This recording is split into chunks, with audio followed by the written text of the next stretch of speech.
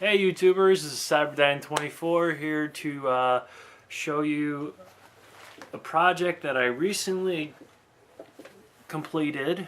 Unfortunately I don't have the video for it because my grandfather actually had to help me out with it. From one of my previous videos on showing you the air compressors that I have in my shop, the one compressor, a Sears Craftsman, large horizontal air compressor didn't work because I had a little accident trying to replace the actual power cord, but fortunately I got it fixed, got it up and running, and the thing works great. So here, let me show you some more things about it and also try to explain a little bit more about air compressors. So let's dig in.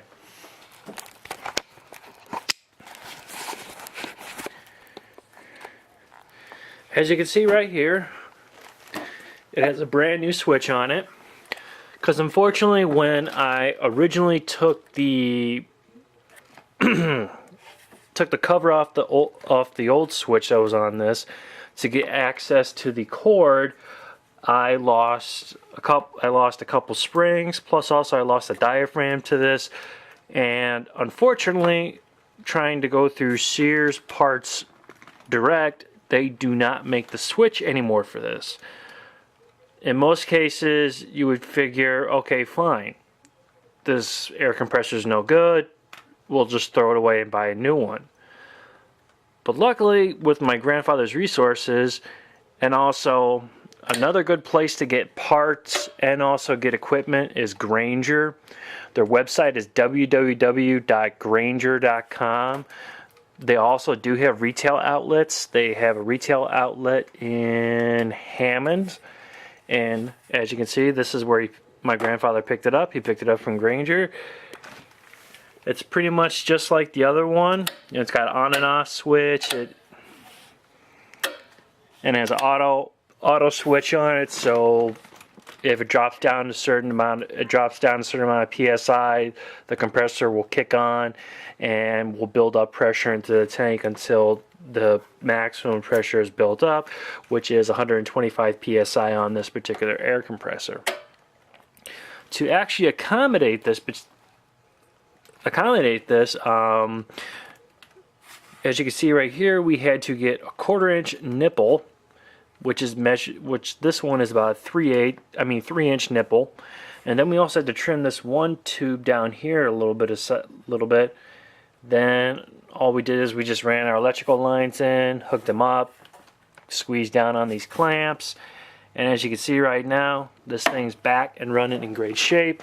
Plus, I put some new screws on the side so to hold the handle up better, and plus I was able to get the regulator working, which is great.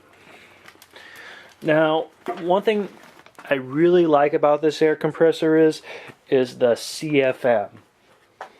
As we know, CFM is cubic feet per minute, which is how much cubic feet of air the compressor pump can produce per minute. Now that equates to the particular type of tools that you're looking for. If you're running like an air nailer, something like for instance an air nailer, you would want something, at least a compressor that pumps about 4 cubic feet per minute, so that it can keep up. Because if you get something smaller than that, the thing could cycle too much, and plus also it can prematurely wear out the motor or the compressor pump itself. So you always want to be careful when you select your air compressors. Always check out the CFM. What's the max CFM it can produce? They'll give you 2 ranges. One range will be at 40 psi, the other range will be at 90 psi. Now with this particular one, unlike most new air compressors out there, even Craftsman, this one,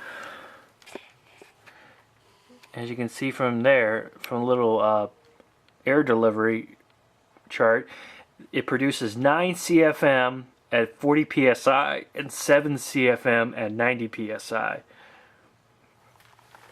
which is actually very, very good. Because most compressors nowadays, especially something like this one, it would only have like a 1.5 horsepower motor instead of 4, which would not give you as much air volume as this one. And to be able to get something like this that has that kind of air volume, you'd be buying one of those big stationary air compressors, which will run you into the thousands. Plus, also as they do run like they don't run one standard 120 volts, so you would have to make sure you'd have the proper electric to be able to run this. Now with this particular compressor, I can run pretty much anything I really need. I mean, the one things that this compressor probably would not be able to run very well would be air grinders, air sanders, a lot of like automotive tools like that, because with those particular tools they require a great deal of CFM to run. Plus, also is you need a pretty good size storage tank. I mean, this one is 25 gallons, but you would need something quite a bit larger to be able to run those tools at a constant rate. Maybe intermittently, those tools can be run on this machine, but I really wouldn't recommend doing it. I primarily would be using it for my nail guns, my impact wrench, and also my air ratchet whenever I have to do any kind of automotive work, small engine repair work. And with the setup that I'm going to be doing is, as I showed you in the previous video of showing you the accessories, I have this 100-foot hose reel with 100 feet of Goodyear rubber hose, 3/8 inch, with a 1/4 inch ends on it, and got the quick connect on this. Move the box over. There's another side right here where I'm kind of pointing my finger at. I'm going to attach another 50-foot hose and then run the hose over to right over there behind that little portable closet, where there's actually an outlet there where I'll actually run the compressor itself.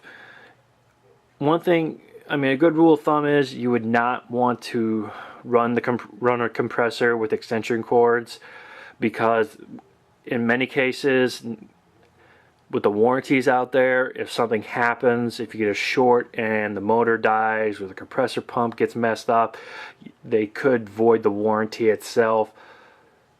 Plus, also, it's better to have more hose than to use electrical cord. If you do use electric cord, I would recommend 12 gauge at least, and nothing longer than 50 feet. So I'd stay around the 25 foot.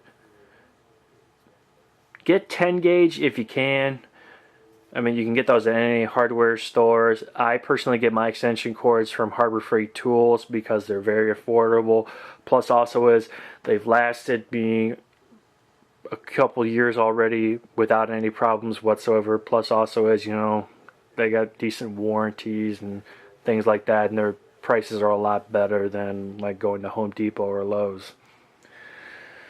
Well, I can't wait for this baby to get the garage all cleaned up and be able to get this thing set up, be able to start doing some work with this. Well, I just wanted to give you an update on this, and hope you have a great day.